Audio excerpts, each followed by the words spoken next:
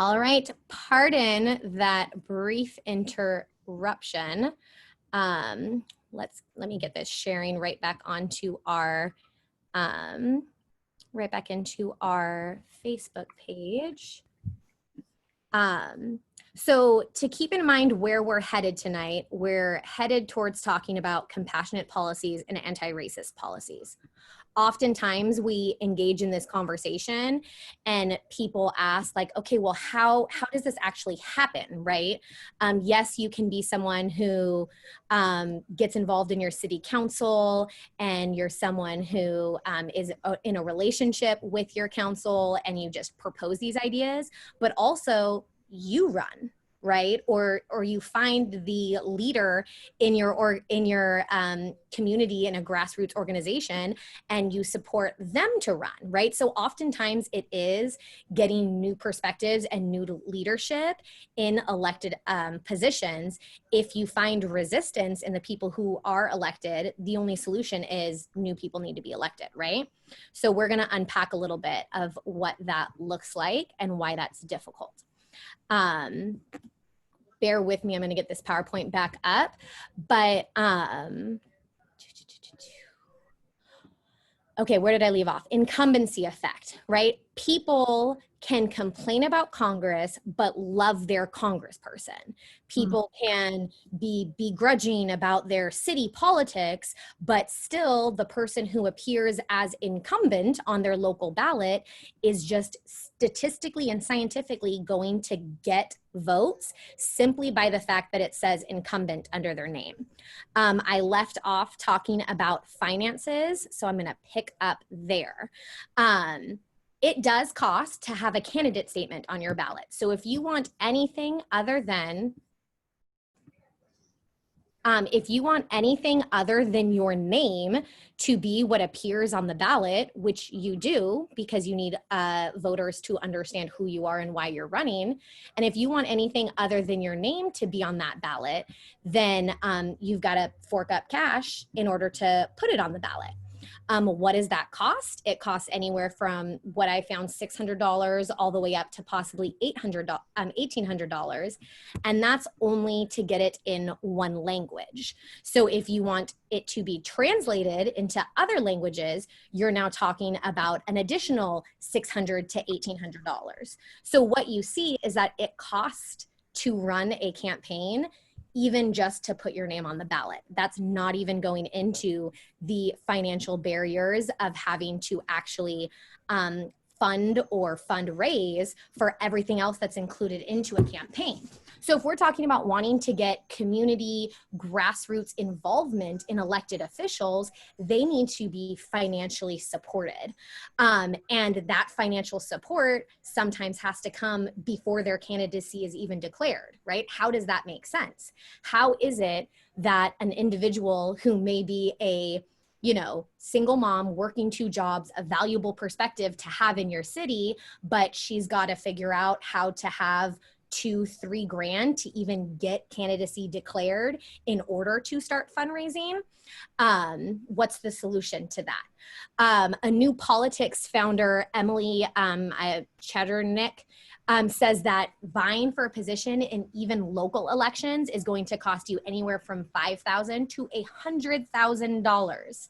And this is excluding big races in states like California and Texas. Like if you're talking about LA City Council, LA School Board, like raise $1 million or have $1 million, right? Those are the 2 ways to really be competitive in local races. So that's a barrier that's going to make it difficult for people who are not in a network of affluence to feel as though it's even accessible to run. How many people, if early in the process of deciding that they want to be involved as a candidate, come up with a $2,000 bill, are going to say, ooh, maybe this isn't for me, right? Maybe I can't actually do that. So just talking about the amount of discouragement that can happen by not having that support early on.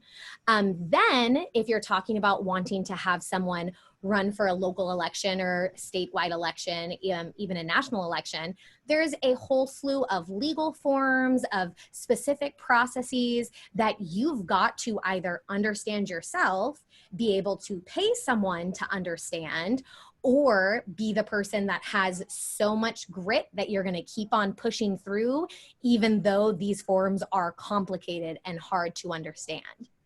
Luckily, there are a number of organizations, we have some listed there, that they're nonprofits, they're grassroots, they're tech startups that exist for the sole purpose of breaking down these barriers, right? Recognizing the fact that there's this long-standing political machine that perpetuates the same either incumbents or the network of those incumbents to continually get elected. Obviously, it's going to be more difficult to have a meaningful change in policy when the same people are in charge, right? And if they are going to keep getting elected, even if they're not voting for or supporting the change that folks like us are asking for, why would they change if they're going to keep getting elected anyways, right? Why would they do something that's politically unpopular with the people who vote? Citing that voter turnout issue that we're going to talk about, it being our responsibility to work with to solve. Another barrier for political entry, something that just simply makes it difficult to choose to run, is the marginalization of minority candidates. Research time and time again has shown that there is voter backlash to female and minority candidates doing some of the exact same thing that male white candidates do. For instance, there's been some studies on something called ambition backlash. And this was research done by the Harvard Kennedy Center that found that voters, even women, are less likely to back female politicians if they perceive them as seeking power.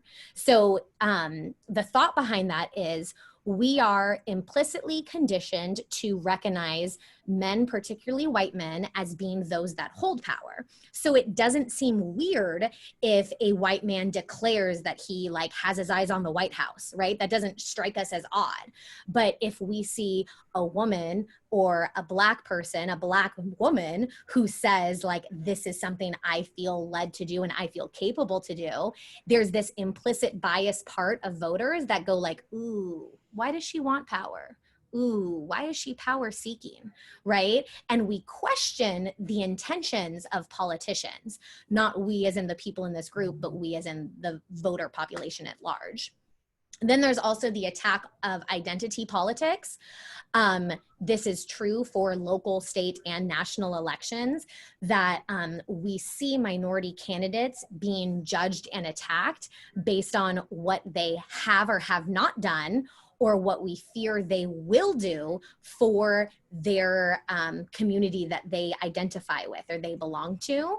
But we don't see that with white men specifically, right? Nobody asks a white politician, well, what have you done for the white community lately? Or I'm concerned about how you're going to pander to the white community, right? That never happens because we have white privilege and white transparency, to where we don't see that part of their identity as being a part of why they're running, which means it doesn't get criticized, right? And all of these ways in which minority candidates are criticized in the process of trying to engage in politics as a candidate themselves, it dissuades them from doing so. I mean, wouldn't it dissuade you, right? Knowing that you're going to be attacked in this way. Then let's talk a little bit, referencing back to some of what we talked about last week, of low turnout, right? Last week we spoke to ways that voters are intentionally or unintentionally, but just de facto based on what we've done, marginalized, right? Where their vote is actually taken away from them because of their criminal record, or they are voting is less accessible because of voter ID laws, because of the difficulty of getting there. Let's talk about that a little bit more and unpack how low turnout rate impacts local candidates and new candidates from running. So looking at some of these stats we have here, 15 to 25% of eligible US voters actually cast a ballot in local elections. That is very low. Affluent voters, however, have a 30 to 50% higher turnout in local elections than low-income voters. So if you're a candidate running in a local election, the affluent neighborhood the affluent individuals are 30 to 50% more likely to turn out. So who is it that you've got to speak to? Who is it that you have to connect to? Whose politics is it that you have to answer to, right? Than lower income voters. Those 65 and over are 7 times more likely to vote in elections than voters aged 18 to 34. So we can see, again, why would it be more difficult for a new candidate who is not yet known, not yet experienced, the population of people who are more likely to vote? Of course, it would be more difficult for them to decide to run and then to garner the support that actually enables them to do so. So what's the impact of this? Our representative democracy is absolutely undermined by this, right? We don't live in a direct democracy where everybody votes on everything. We vote for elected leaders who we trust to act on our behalf, right? And yes, there's checks and balances where we can have, we can recall elected officials, or, we can have this communication and relationship with our elected officials to make sure we maintain stake in their decisions. But ultimately, if the pool of candidates is tainted by these barriers of entry, then is our representative democracy accurate, right? The representative democracy that our country is experiencing right now, does it accurately represent the people in our democracy? Or do elected leaders accurately represent the 15 to 27% of eligible voters who are 30 to 50% more likely to be affluent and 7 times more likely to be 65 and older, right? Is that the population that is determining our how we're being represented? Yes, because they're the ones that are voting. They're the ones that are being answered to. Does being a affluent 75-year-old mean that you don't have a voice? Of course not. You should have a voice, right? But we need to see how can we get the rest of that percentage to also have a voice, right? That's how we get equal representation under the law. And equal representation in government. Then we've got a little chart here that tells you specifically percentages of voter turnout, and this is specifically in mayoral elections. And so you can see that, like, yes, there are some cities that have upwards of 30, 47%. I'd still say that's not great, right? If you're talking about the fact that someone's getting elected by only 47%, they didn't get 100% of that 47%, which means they're being elected by far less than the majority of people that live in that given district. And then you see over on the side, there are some cities, some elections, some cycles where you're seeing like 14% for local elections. Why is that? Let's talk a little bit about what I mean when it's specifically a local election.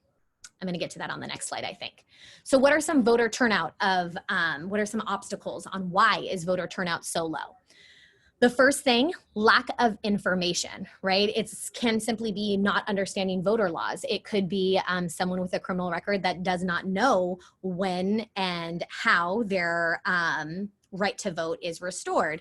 It could be someone not knowing when and how to register, right? There's a lot of things that could go into that. Not knowing or not having approved voter identification, needing translation or other assistance to vote. All of these things impact someone's ability to turn out. A big one, awareness.